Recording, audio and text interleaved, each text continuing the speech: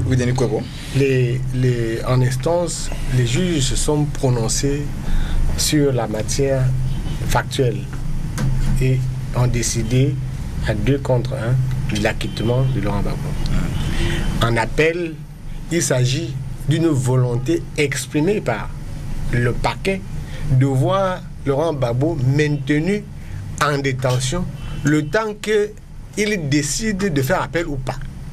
Donc, le choix fait par 2 magistrats sur 5 de le maintenir en liberté ne portait pas sur la matière des faits. Ça portait sur cette volonté de Mme Bensouda de voir Laurent Gbagbo maintenu en détention le temps. Non, Denis, c'est pas ça. Je vais te rectifier, là. Pourquoi est-ce qu'on demande de le maintenir en détention? C'est parce que à l'acquittement, lorsque la chambre d'appel va siéger, on peut le condamner. Non, je suis d'accord. Je suis très d'accord. Voilà, c'est ça qu'il faut. Mais le président kenyan est parti là-bas. Il est rentré, on pouvait le condamner, il était chez lui. Parce que les réserves de Maître Biliga se comprennent pour un avocat, parce qu'ils sont habitués des procédures. Nous, on est beaucoup plus dans l'opinion. Ce n'est pas notre opinion qui décide, qui détermine celle. Mais nous disons que si les juges en instance disent qu'il n'y a pas de preuves suffisantes et décident l'acquittement, moralement, nous sommes satisfaits, parce qu'on a vu en 7 ans qu'il n'y a pas eu de preuves et qu'il y a eu une fraude. On ne peut pas comprendre qu'une magistrate, soi-disant compétente, qui est nécessairement aux ordres, et aller fabriquer des vidéos au Kenya et présenter devant, tu veux dire, voici les exactions de Laurent Gbagbo. On lui dit non. Les vidéos là viennent du Kenya. On dit qu'elle est indépendante. Alors, comment est-ce qu'un juge... Elle n'est pas indépendante. Elle n'est pas indépendante. Elle n'est pas juge. Elle est procureure. Elle est là pour poursuivre. Elle est à charge. Elle n'est pas là pour défendre.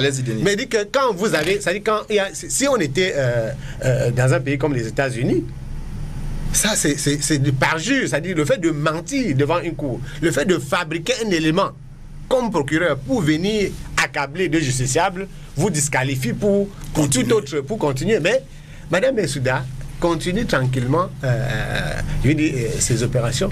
Je crois qu'il y a nous sommes là. Qu'est-ce que c'est que la politique et la justice? La justice ne peut pas être indépendante et n'a jamais été indépendante nulle part. La justice est un instrument de souveraineté et de répression d'un État. Et ici, la Cour est un instrument de souveraineté et de répression d'une partie de la communauté internationale qui détient, n'est-ce pas, le monopole de la force et de la violence au niveau, je veux dire à ce niveau-là.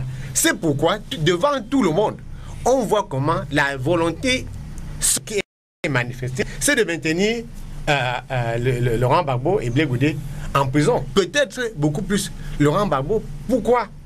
Parce qu'en 7 ans, tout le monde a vu ce qui s'est passé. Tout le monde a apprécié le fait que aujourd'hui la Côte d'Ivoire est une province entre guillemets française. Et le retour, la sortie de prison de président Laurent Gbagbo signifie la fin de cette prise en otage du pouvoir politique en Côte d'Ivoire par la France. Mais ça, nous sommes là, je dis bien que nous sommes là dans une opinion politique. Et ça, ce n'est pas cette opinion politique-là qui va déterminer la suite des opérations. C'est le rapport de force qui va déterminer la suite devant la CPI. Et aujourd'hui, le courant d'opinion favorable, au moins à 90%, c'est que ces gens-là ont merdé et il faut qu'on remette en liberté Laurent Gbagbo et on voulait d'abord réitérer que la justice ne peut pas être indépendante en elle-même et par elle-même. La justice indépendante émane d'une volonté politique. Les juges courageux dans l'histoire.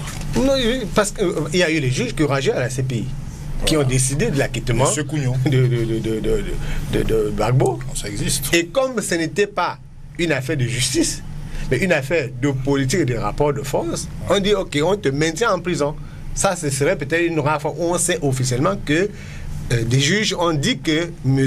Yamen est acquitté et une autre personne décide que, bon, même quand vous êtes acquitté, on vous garde en prison le temps que nous, on réfléchisse. Ça, c'est pas une supposition, il y a une affaire politique. Mais depuis le début, M. Laurent Gbagbo et Blé Goudé ont été déportés à la CPI pour permettre à M. Ouattara de rester au pouvoir en Côte d'Ivoire.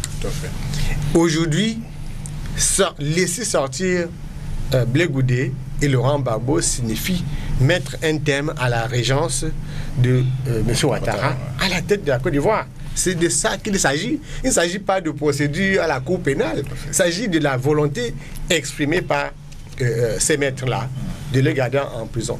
Et ce qui est bien pour l'opinion africaine, c'est que même dans leur manigance, dans leur hold-up judiciaire, les Occidentaux, la France en tête, réveillent quand même la conscience africaine, la conscience panafricaine.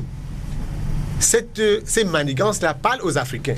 Parce qu'aujourd'hui, il n'y a pas beaucoup, il n'y a pas trois types d'Africains. Hein. Il y a des Africains qui sont aimés par les Occidentaux. Vous savez qu'il y a beaucoup de gens ici qui se plaisent s'ils ont fait une photo dans une ambassade. Il y a des Africains qui pensent que c'est quelqu'un d'autre qui viendra libérer le continent à leur place. Il y a des Africains qui disent même que nous avons vendu nos frères et que l'esclavage n'a jamais été le fait des autres.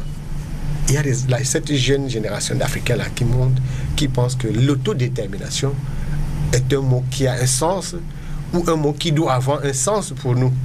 C'est de cela qu'il s'agit. Donc, ce qui se passe aujourd'hui à la CPI aide les Africains à faire corps en tant que peuple. Les autres vont appartenir à ce courant d'opinion-là qui ne passe plus.